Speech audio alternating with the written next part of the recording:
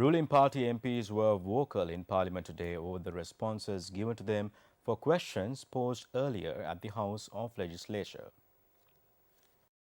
MP Tushara Indunil posed a question to the Minister of Disaster Management regarding the communities affected by the drought in the Kurunegala district.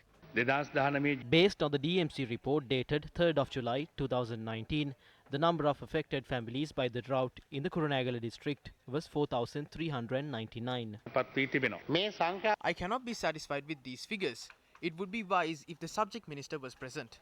When such figures are presented, it is clear to us what kind of solution were given to the affected people. I am disappointed to say that these statistics may be of those who were about to die of thirst.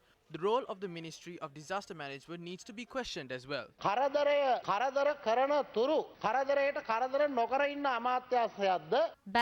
MP Hesha Vithanage raised a question on the rural bridge project launched by the Ministry of Local Government during the period of the national government. The Ministry of Internal and Home Affairs and provincial councils and local government did not produce a plan for the construction of 500 bridges.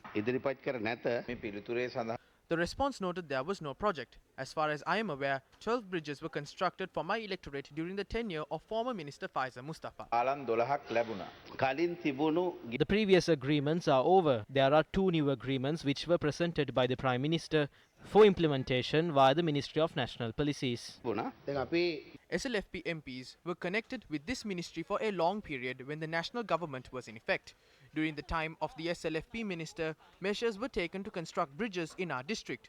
We are aware your ministry received a large sum of money for the program to construct the bridges. Therefore, the program is one where the construction of bridges are limited to districts.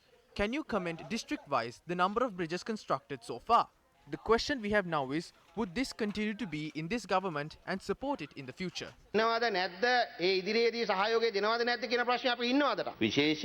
Special attention was given to the north and east, and is not something wrong. If you can provide the figures on bridges, they can be included into the 2 new agreements. On the 27th of March 2018, Prime Minister Ranil Wickremesinghe as the Minister of National Policies and Economic Affairs and Faiza Mustafa as the Minister of Provincial Councils and Local Government produced a joint cabinet paper for the construction of 250 rural bridges. The objective was to further enhance the Rural Bridges project, which was launched in 2014.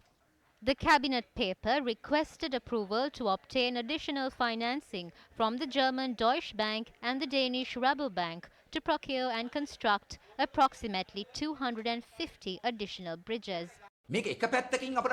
On one hand, we have an issue as to why the Prime Minister is getting involved in a subject that does not fall under the purview of his ministry.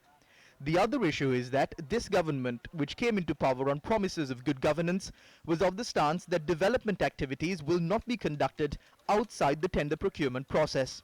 But now we can see that they are preparing to launch these programs outside of the procurement guidelines.